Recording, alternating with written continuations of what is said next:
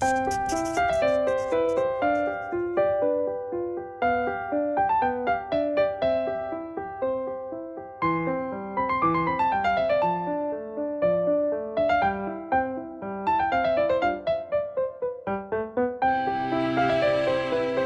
이번에는 홍수처럼 쏟아지는 뉴스 속에 진짜 뉴스의 밑줄 긋고 또 별표도 그어보는 뉴스를 보는 또 다른 시선, 박원석의 밑줄 시간입니다. 박원석 정의당 삼총령과 함께합니다. 안녕하십니까? 네, 안녕하세요. 예. 자, 먼저 이것부터 얘기하시죠. 그 방송인 김어준 씨 얘기요. 이게 네네. 지금 여당에서는 이제 추미애 전 장관도 그렇고요. 네. 이거 조국 수호 대잡이 아니냐 이런 얘기 나오는데 네. 지금 어떤 논란 어떻게 지금 보고 계십니까? 그런 지적이 나올 만한 측면이 저는 있다고 보고요. 예.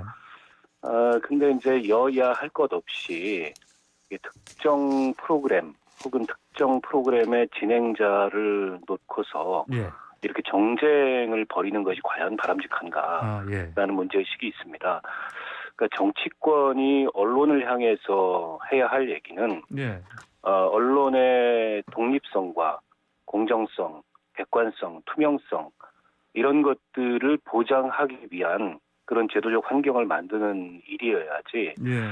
특정 프로그램이나 방송 진행자를 퇴출한다거나 혹은 그걸 지키겠다거나 둘 다 어떻게 보면은 좀 정상적인 그런 얘기는 좀 아니라고 보고요. 예. 물론 그동안에 뉴스공장이나 김원준 씨의 그 진행 방식에 대해서 불편함을 느끼는 그런 문제의식을 갖고 있는 분들이 상당수 있는 걸로 알고 있습니다. 예. 그래서 또 그 프로그램을 애청하는 청취자들도 있고요. 예.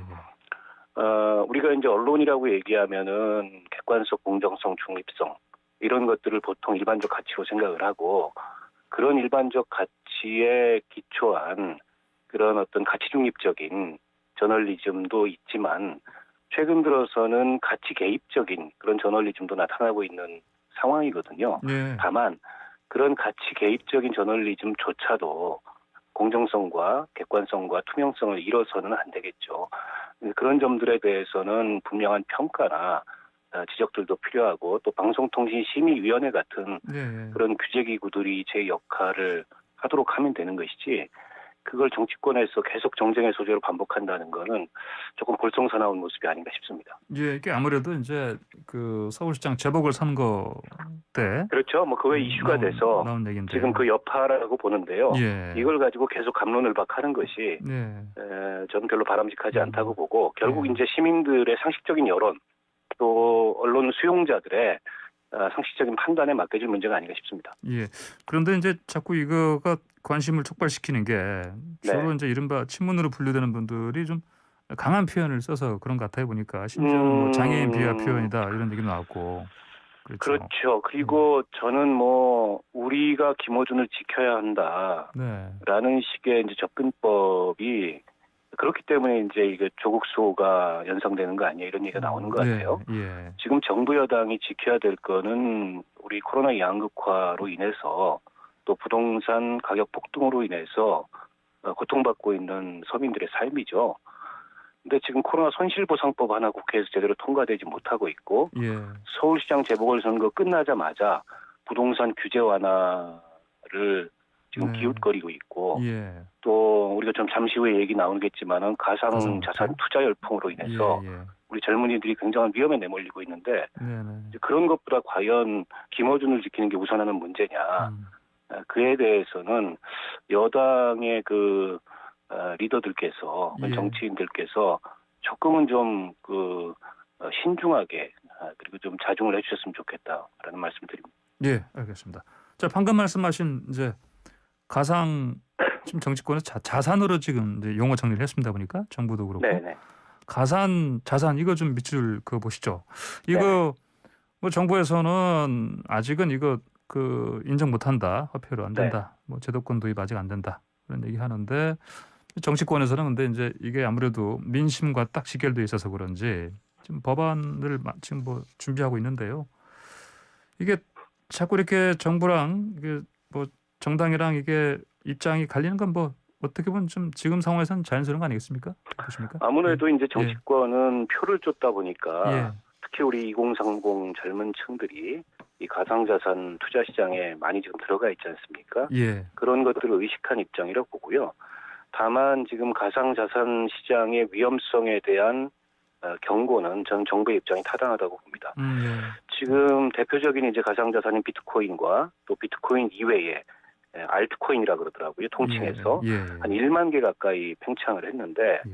그리고 그런 가상코인을 중개하는 그 이른바 거래소라고 하는 중개업체들이 한 100여 개 정도 됩니다. 예. 그중에 은행들과 실명 계좌를 두고 영업하는 그런 중개소는 단 4곳에 불과합니다. 예. 지금 가상자산 투자 예탁금이 1년 동안에 6배가 불어나서 2월 말 기준으로 4조 6천억 원 정도 되고요. 예. 그리고 올해 4월 그 1일 평균 거래액이 20조입니다. 코스피 1일 평균 거래액에 예. 거래액이 17조인데 그걸 능가하는 수준이죠. 예. 그래서 한국이 전 세계 코인 거래 한 10%를 차지하고 있고 한국이 전 세계 GDP의 2%를 차지하고 있는 것에 비한다면 굉장히 제가 보기에는 여기 거품이 많고 예. 그리고 과열 현상이 나타나고 있다고 생각을 하고요. 예. 근데 이게 그 은성수 금융위원장도 지적을 했듯이 내재 가치가 없는 그야말로 가상 자산입니다. 우리가 이제 그 주식이라고 하면은 기업의 실적이 있는 거고 부동산도 실물 자산이 있는 거고 어쨌든 이런 그 투자가 이루어지는 것은 그런 내재 가치들이 있는데 예. 가상 자산은 내재 가치라는 게 없습니다. 일종의 이제 투기판 같은 예. 그 성격이 훨씬 강하고 그런 측면에서 9월까지 특정 금융거래에 관한 법률의 기준을 충족하지 못한 국내 가상화폐 중개소들을 폐쇄할 수 있다라는 기본 방향은 예. 저는 맞다고 보고요. 예. 다만 이제 이미 500만 명 정도 되는 그런 투자자들이 있기 때문에 그 투자자들이 거품이 터지는 그런 위험에 직면하지 않도록 이걸 세심하게 관리할 필요는 있다고 생각합니다. 예. 이게 심지어 뭐 아까 말씀하신 것처럼 과열되다 보니까요. 거품이 끼다 보니까 국내 이 가상 자산 이게 지금 보면은 해외보다 뭐 10% 이상 비싸다. 그래서 뭐 네네. 환치기까지 얘기가 나온다 보니까 그래서 그렇죠. 사실은 예. 지금 그 제대로 그 요건이나 기준을 갖추지 못하고 예. 마치 도박장을 개설하듯이 네. 이 중개소를 개설한 많은 업체들이 있는데 저는 그 업체들에 대한 좀 단속이 필요하다고 생각하고 예. 심지어는 그 업체를 좀 폐쇄하는 그런 강한 조치들까지 저는 필요하다고 생각합니다. 예. 왜냐하면 지금 이미 거기에 투자자들이 들어가 있다 하더라도 그건 정말 큰 위험에 노출돼 있는 거거든요. 예. 상장 직후에 30분 만에 10,000%가 오르고 네. 순식간에 도로 그 거품이 빠지는 이런 시장이 어떻게 정상적인 시장이겠습니까? 때문에 그런 시장 내에서 수많은 이제 이 금융 사기와 같은 그런 일종의 범죄적 행위들이 횡행하고 있기 때문에 그에 대해서는 금융감독당국이 또 법집행당국이 분명한 대책이 필요하다고 봅니다. 예, 그렇군요. 알겠습니다. 자, 그리고 이제 이 가상 자산 이걸 인증하냐 마냐, 우리 뭐 거래소 어떻게 하느냐 이거 떠나가지고 정부는 일단 자산이니까 내년부터 세금 과세하겠다 이런 입장입니다. 물론 이제 민주당 안에서도 이제 방금 전에 제가 이제 인터뷰한 김병욱 의원도 그랬고요, 양양자 의원도 그렇고 유예해야 된다 이런 얘기는 하고 있는데 어떻게 보십니까 이게? 저는 유예해야 되는 주장에 반대합니다. 아, 그렇습니까? 그 유예한다는 논리는 이걸 제도권 안으로 끌어들여서 보호도 해주지 않으면서 과세를 하냐. 이건 뭔가 서로 앞뒤가 맞지 않는다, 모순된다. 이런 주장을 하고 있거든요. 근데 우리 소득세법에 따르면은 기타 소득으로서 예를 들어서 카지노 슬롯 머신의 당첨금, 그리고 뇌물 배임 수재로 받은 금품 여기에 대해서도 과세를 합니다.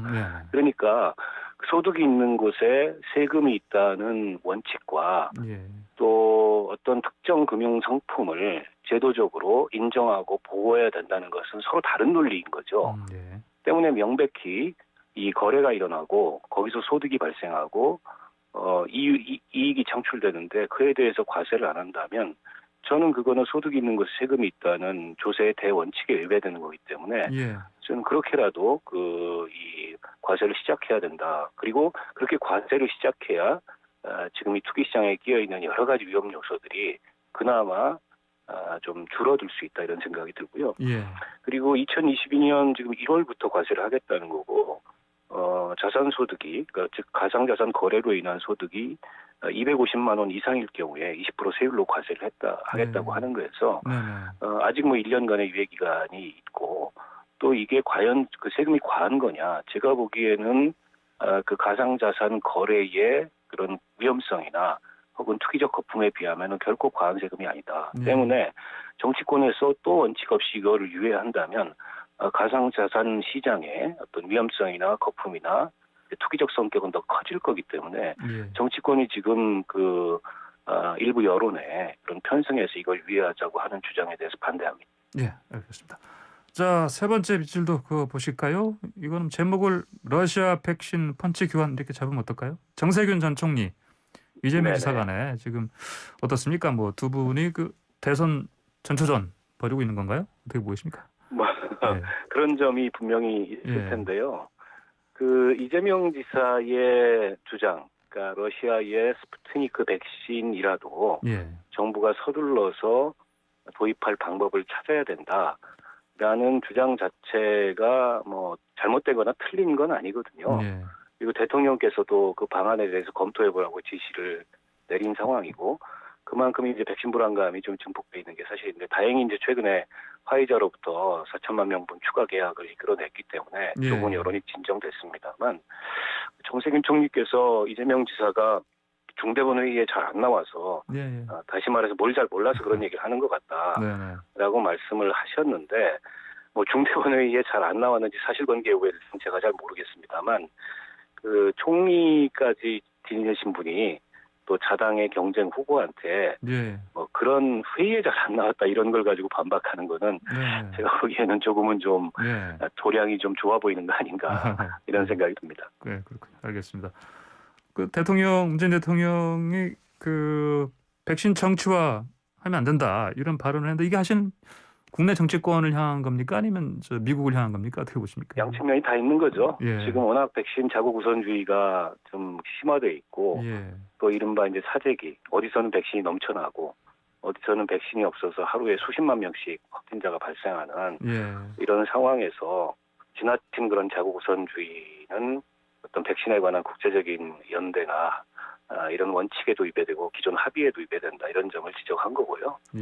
또 뭐 백신 불안이 있습니다만 그거를 지나치게 이 정치적 공격의 소재로 활용해서 정쟁화시키는 그런 태도도 지금 이제 코로나19 방역이라는 측면에서 예. 적절치 않은 거 아니냐 이런 지적을 우회적으로 한 것 같고 어쨌든 정부가 지금 총력을 다해서 백신 공급을 차질 없이 하기 위해서 노력을 하고 있고 예. 예. 여전히 이제 국민들이 충분히 못 믿어하는 점은 있지만 최근에 이제 화이자와의 추가 계약 또 노바백신 CEO하고 어제 청와대에서 만났지 않습니까? 예. 이런 노력들이 저는 뭐 차질 없이 진행이 돼서 지금 예상하고 있는 정해놓은 그런 기한 내에 집단 면역을 달성할 수 있는 그런 방향으로 문제 해결이 이루어졌으면 좋겠습니다. 예, 알겠습니다. 자, 오늘 말씀은 여기까지 듣겠습니다. 고맙습니다. 고맙습니다. 네, 지금까지 박원석 정의당 사무총장이었습니다.